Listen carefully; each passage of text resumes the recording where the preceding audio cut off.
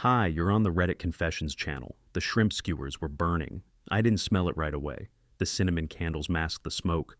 But once the fire alarm chirped, I snapped out of the trance I'd been in for the past 10 minutes. Not from cooking, not from prepping the gift bags, not even from triple checking the playlist Emery made. Number. I was frozen because she said it. One line. From the bathroom doorway, curling her hair, eyes on her reflection like I wasn't even in the room. By the way, I'm seeing someone else tonight. You should still go to the party, though I thought she was joking. For a half second, I even chuckled. I was wearing oven mitts and holding a tray of party snacks. I looked ridiculous, but she didn't laugh, she didn't even blink. She curled, sprayed, stepped back, like she just told me we were out of paper towels. I said nothing.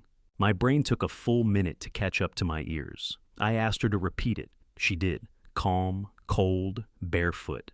I'm meeting someone else. Don't make this into a thing, Wesley. The thing she was referring to? Our 7th anniversary party. At her sister's beach house, with 30 guests, a catered bar, my parents flying in from Arizona. And apparently, my wife wasn't going. She told me 26 minutes before we were supposed to leave. The shrimp kept burning in the oven while I stood there in silence, looking at the woman I thought I knew, wondering if I'd somehow imagined the last 7 years of our life together. "Who is it?" I finally asked, my throat dry like paper. She shrugged. It's not about who. I just feel like being with someone else tonight. I should have shouted. I should have thrown the tray across the room. I should have called her names or begged her to stay or done something human, but I didn't. I just took off the oven mitts, turned off the stove, and started opening the windows to clear out the smoke. She watched me do it and had the nerve to ask, "Can you tell your sister I'm not feeling well?" I don't want drama tonight. My sister, the one who helped me string lights around the backyard all afternoon, the one who canceled her own trip to Chicago just to be there for us. And now I had to lie, to cover for the woman who just told me she'd rather spend the evening with a stranger than show up as my wife. She left before the skewers cooled. She took the perfume I gave her last Christmas. She even asked if I could Venmo her for her ride. I didn't stop her, didn't block the door, didn't beg, didn't scream. I just stood there, smoke alarm still chirping, wondering if I'd ever stop loving someone who just didn't care. And yet, as pathetic as I felt in that moment, in my button-up shirt, holding a bottle of champagne meant for us, I did something next that I didn't expect from myself, something I didn't plan, something that left her absolutely, utterly speechless later that night. But we'll get there. I showed up late to our own party. Everyone was already there. The string lights were glowing, the jazz playlist had kicked in, and my sister Ruth gave me that look. The one she gave me back in 5th grade when I accidentally swallowed a fly during recess. A mix of concern and disbelief. She didn't even ask where Emery was. She just handed me a glass of white wine and whispered, "Whatever happened, just breathe through it." I didn't respond. I smiled. I nodded. I took a sip and pretended the wine didn't taste like sawdust. It's a strange thing, being the man everyone thinks is having the time of his life, while secretly replaying the same sentence in your head over and over like a broken alarm clock. "I'm seeing someone else tonight." The words had a pulse. They bled into the music, into the laughter, into the way the wind lifted the edges of the paper lanterns overhead. I kept waiting for her to text me, to say she'd made a mistake, that she was on her way, that this was all some twisted test. But nothing came. No pings, no buzzes, just silence. The kind of silence that doesn't scream. It just sits inside you, heavy and patient. People asked about her. Of course they did. I stuck to the script. She's not feeling well. She might stop by later. You know how migraines are? I told those lies like a pro, and every time someone nodded in sympathy, I hated myself a little more. I was shielding her while she was out with someone else. Protecting the woman who'd left me in the most humiliating way possible, quietly, confidently, and without remorse. At some point during the evening, I wandered into the guest bedroom upstairs, not to cry, not to scream, just to sit. The room still smelled like lavender, Ruth's favorite diffuser scent. I sat on the edge of the bed and stared at the half-deflated happy anniversary balloon floating near the ceiling. I thought about how I had carried that stupid balloon in the passenger seat like it was made of gold. Emery had picked it out. She liked the rose gold lettering, said it was minimalist but romantic. I felt like such a fool. Then something inside me shifted. Not snapped, just shifted, like a chair leg giving way slowly under pressure. I pulled out my phone and did something I didn't think I was capable of. I opened her private photo album, the one she'd made when we got married. She'd once told me it was her most sacred digital space, filled with our travels, birthdays, lazy Sunday photos of us eating cereal in bed. I tapped Select All, then Delete. When it asked if I was sure, I said yes. I deleted every photo of us, every memory, every illusion. And then I did something pettier. I uploaded one new photo, a picture I took right there in that room. Just me, dressed up, staring blankly into the mirror, holding the deflated balloon. I captioned it, "Thanks for the memories." And I waited. I knew she'd see it. I knew she still had access to that album. I didn't need to yell. I didn't need to track her down or beg her to explain. I let the silence do the work. Ruth found me on the balcony just after midnight, the last of the guests trickling out. She didn't say anything for a while, just stood next to me in silence as we both watched the glowing paper lanterns sway with the coastal breeze. I could feel her glance over a few times, probably waiting for me to say something. But what could I say? That my wife of 7 years had casually decided to spend the night with someone else, and I had spent the last few hours pretending my soul hadn't been ripped out through my ribcage? "You don't need to lie for her," Ruth finally muttered. She always had this calm way of stating things that made it impossible to dodge the truth. I turned to her, eyebrows raised, and she added, "You forget I know Emery's sick voice, Wes. Tonight wasn't it I should have broken down right there. Let the tears fall, spill it all out." But instead, I gave her a weak smile, the same one I'd worn all night like armor made of tissue paper, and said, "She's just going through something." Ruth didn't buy it, of course, but she didn't push either. She squeezed my shoulder and said the one thing I didn't know I needed to hear. "Whatever it is, it's not your fault." It wasn't until everyone left and I was cleaning up alone in the backyard that I saw the notification. Emery had viewed the photo, the one I uploaded to our private album, me in my dress shirt, standing in front of the mirror, holding the deflated rose gold balloon she picked out. No message from her, no angry response, no apology, just the little scene icon under the picture. And for some reason, that hit me harder than her original confession. She saw it and chose to say nothing. Maybe she was expecting me to fall apart. Maybe she thought I'd be home curled up on the couch, crying into one of her cardigans, waiting for her to come back and lie her way through the aftermath. But I wasn't home. I didn't go back to our apartment. I booked a room at a nearby hotel, a tiny place by the boardwalk with peeling paint and a flickering sign. It wasn't much, but it was enough to make me feel like I had put even a few inches of space between myself and the wreckage.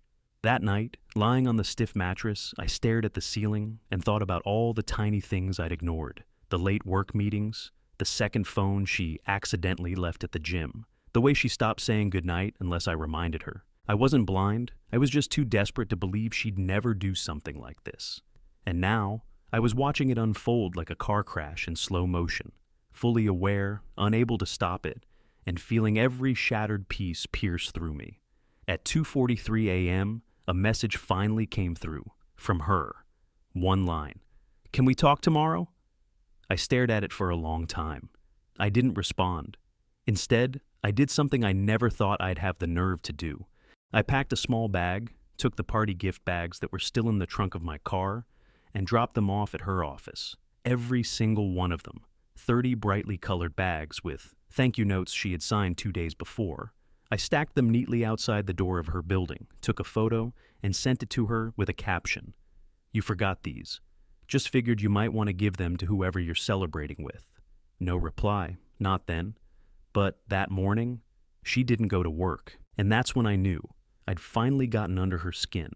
I didn't expect her to come home that morning. I thought she'd at least have the decency to wait until I left. Or maybe send a text saying she needed space, as if she hadn't already taken a mile after borrowing an inch. But at 7:14 a.m., while I was sitting in the corner of the hotel room, nursing a cup of coffee I didn't want, my phone buzzed again. It was our building's security camera alert. Emery had entered the apartment. Alone.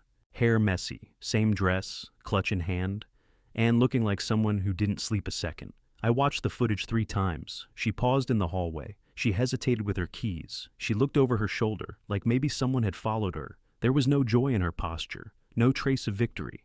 It was the look of someone trying to rewrite the script after the play had already ended. I didn't go back. I couldn't. Not yet.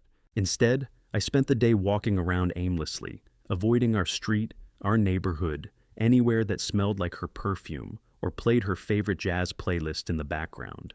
It's insane how your brain starts mapping pain to ordinary things. A billboard for a movie she wanted to see. A bakery she never actually liked, but insisted on visiting for the aesthetic. A bench where we once argued about whether to get a dog or a cat. Suddenly the whole city was a minefield. Around 3 p.m., I finally gave in and opened her message. She'd sent a longer one now. Last night wasn't supposed to happen like that. I panicked. Can we talk in person? I stared at that word. Panicked. As if infidelity were a reflex. As if cheating and walking out on our anniversary was just her way of coping with stress. It made me sick. I didn't reply. But I knew I'd eventually have to face her. Not for closure. Not for reconciliation. But because there were still too many pieces of myself trapped in that apartment, in that marriage. And I wanted them back. So I waited until the evening when I was sure she'd left again, probably to clear her head or meet him or whatever excuse she'd come up with. And I drove home. I didn't even go inside at first. I just sat in the car, staring up at the second-story window, wondering if I could handle what was on the other side. When I finally walked in, the place was silent. Not the peaceful kind, the hollow, post-storm kind. The kitchen lights were off. A wine glass sat by the sink. One I didn't use? Her heels were by the couch. Her jacket hung over the armrest. The bedroom door was open, the sheets wrinkled on her side. And the worst part? My cologne still lingered in the air, like my ghost hadn't gotten the memo that I'd been erased. I didn't unpack. I didn't sit. I just grabbed a trash bag and started collecting my things. Toothbrush, chargers, socks, books. That stupid mug she bought me that said, "World's okayest husband." I threw it all in without thinking. I was halfway through the closet when I found the box. It wasn't hidden, just tucked behind some coats. A white shoebox, unmarked, ordinary. But when I opened it, my spine locked. Inside were printed photos, dozens of them. Not of us, not of our wedding or travels, but of him, the other man. Selfies, screenshots, a printed email, a hotel receipt, and one photo that hit like a sucker punch to the ribs. The two of them in our bedroom mirror, my side of the bed in the background. She hadn't just made a mistake, she'd made a choice. I don't remember walking back to the car. I must have looked like a sleepwalker or a man who forgot what his limbs were for. That shoebox stayed clutched in my hands the entire time, even as I tossed the rest of my clothes into the trunk like they meant nothing. I didn't even lock the apartment door when I left. Let it stay open. Let the lies breathe for once. I didn't care anymore. I sat in the driver's seat with the engine off, staring down at that one photo again. Emery. Her hair tied the way I used to like it, wearing the robe I gave her for Christmas, his arm around her waist. His phone in her hand. That's what made me sick.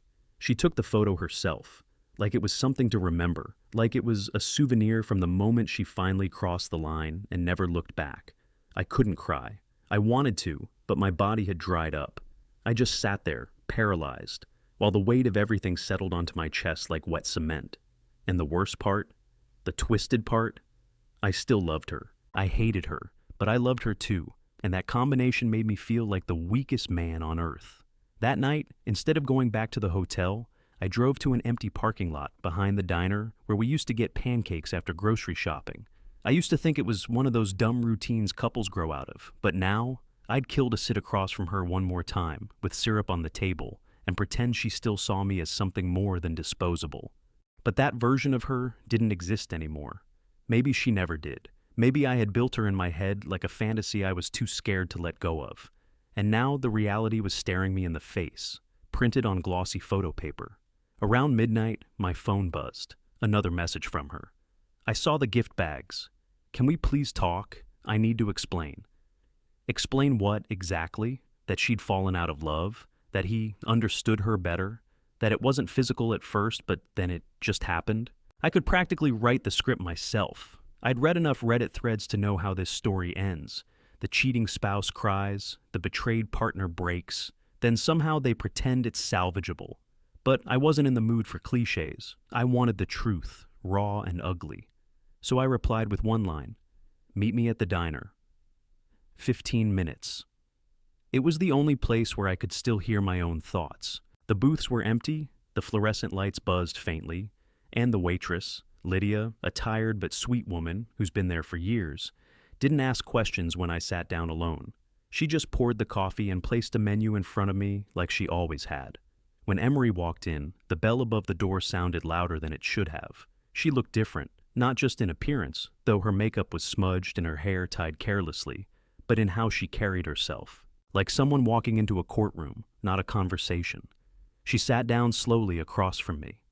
Her eyes searched mine, like she was trying to find a version of me that hadn't already shut the door in his mind. "I messed up," she whispered. That's where she chose to begin. Not with an apology, not with an explanation. Just those 3 worthless words.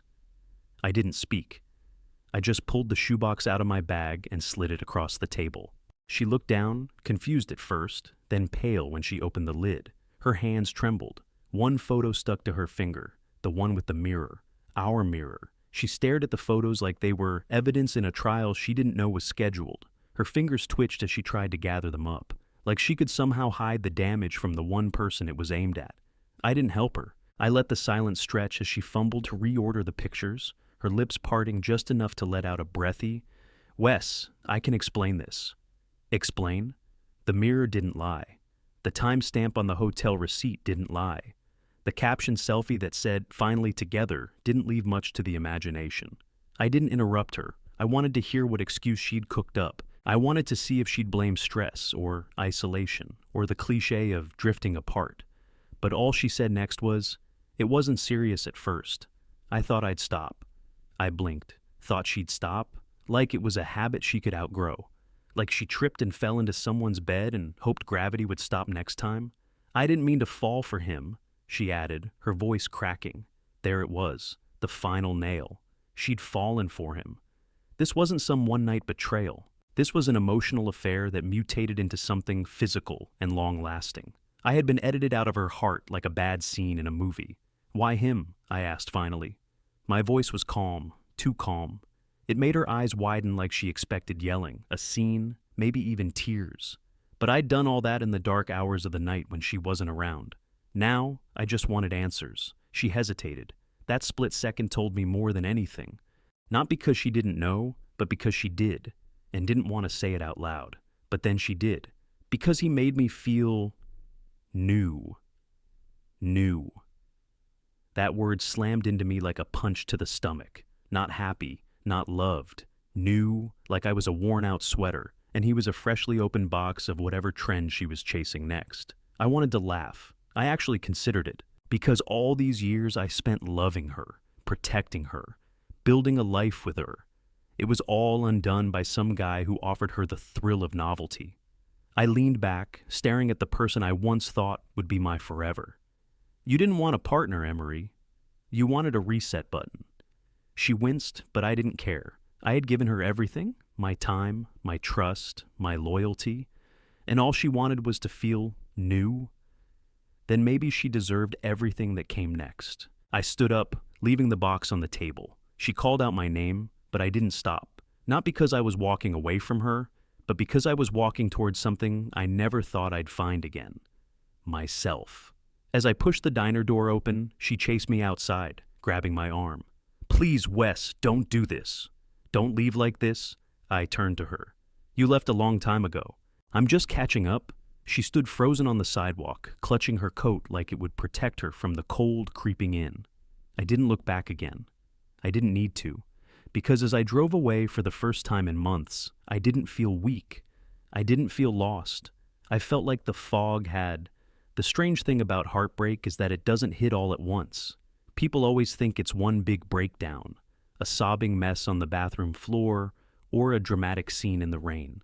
But no, heartbreak creeps in like fog, filling the corners of your mind slowly until one day, even silence starts sounding like her voice. That night, I parked my car at the edge of the beach, the same place Emery and I used to go after late-night movies. She once said she liked how the ocean sounded bigger than her problems. Now, it just sounded hollow, like it was mocking me for not seeing this coming. I kept replaying her words in my head. He made me feel new. It was such a pathetic, shallow reason, and yet it destroyed everything. The years, the sacrifices, the quiet moments no one else saw, me rubbing her back when she couldn't sleep, her head on my chest during thunderstorms, the way she'd reach for my hand during traffic without looking. None of that had been enough, because somewhere along the line, I became too familiar, predictable, safe, and she traded that for new. I could have disappeared. That was the original plan. Vanish, go off grid for a few weeks, let her panic, let her wonder if I was okay. But that felt too passive, too gentle for what she did. I didn't want revenge, not the messy kind, but I wanted her to feel something close to what I felt, and I knew exactly how to do it. The next morning, I called our bank and froze our joint accounts. I was still listed as the primary holder. I didn't empty them, I just made sure she couldn't touch them. Then I changed the passwords to all our shared subscriptions. Netflix, Spotify, even the meal delivery service she used more than I did.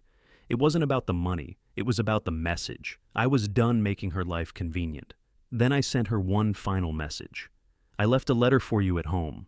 Please read it. It's not what you think. I didn't wait for a reply. I drove back to the apartment, walked through the door for what I knew would be the last time, and left a single envelope on the dining table. Inside was a printed list. No explanation, no emotions. Just a list titled, Things You Lost. The moment you said, I'm seeing someone else. Item 1. A man who never stopped choosing you. Item 2. A future where you were never second-guessed. Item 3. The only person who knew the worst of you and still stayed. Item 4. Sunday morning pancakes. Item 5. A chance to grow old without guilt. Item 6. My trust. You never get that back. Item 7. Me. I walked out without taking anything else. Not the photos, not the mugs, not even the watch she bought me for our anniversary. She could keep it all. Every object in that apartment was a monument to a lie, and I didn't need a museum of pain. I didn't block her, I didn't post online, I didn't tell her friends, I didn't need the world to know what she did. I just needed her to feel the vacuum, the sudden absence of the man who had built his world around her. I knew her well enough to know silence would scream louder than anything else. Later that night, while I was settling into the guest room at Ruth's house, I saw the notification. She'd opened the letter. The call came at 11:19 p.m. I watched it light up the screen like a flare from a shipwreck. Her name, still saved as M, glowing softly as if nothing had changed. But everything had. I didn't answer. I let it ring out, then silenced the second one, then the third. She left a voicemail, but I didn't listen to it. I already knew what it would sound like. A little breathless, a little desperate, probably apologizing without ever actually saying, I'm sorry. And I was done with that. The next day I woke up to another message. I read the list. I don't know who I am without you. That line, it hit differently. Not because I missed her, but because, for the first time, I didn't feel responsible for how lost she was. I used to think love meant constantly saving someone, even from themselves. But love isn't a rescue mission. It's a choice, one she made and broke. I spent that morning with Ruth, sipping coffee on her porch as the neighborhood kids rode their bikes past the gate. The sun was warm on my face, and for once, the silence didn't feel heavy. Ruth handed me a legal pad and said, I know you're going to write something today. Not about her, about you. She wasn't wrong. I started making a new list, not of things lost, but of things found. Item 1, peace. The kind that comes when you stop waiting for closure from people who only gave you chaos. Item 2, strength. Not the kind that punches holes in walls, but the quiet kind that walks away and doesn't look back. Item 3, a reminder that loving someone isn't weakness. Staying after the betrayal is. A week passed, then another. I didn't move back into the apartment. I put in notice to end the lease. I sold the furniture she'd picked out. I transferred my half of the deposit for the Bali trip we were supposed to take next month into a fund for something better. A solo hiking retreat up north. Away from noise, away from her, towards something honest. She texted a few more times. I never replied. And then one morning, I got the only message that mattered. I understand now. You were never the problem. No blame, no begging, just acknowledgement. That was all I ever wanted. to be seen. And in the end, it came too late for her, but right on time for me. Because I'd already started living again. I wasn't the shattered man she left holding a party invitation. I wasn't the husband scrambling to fix something cracked from the inside. I was just Wes, healing, rebuilding, and finally breathing again without wondering who she was texting. Maybe I wasn't her new, but I became my own. And that's the twist she never saw coming. Thanks for watching Reddit Confessions. Have you ever experienced a moment in life that completely rewrote your future in a way you didn't expect? Maybe it was a betrayal, or maybe a surprising turn that helped you find your strength. Share it in the comments below. Don't forget to subscribe to the channel for more stories just like this. Honest, emotional, and unforgettable. You're not alone. This is Reddit Confessions.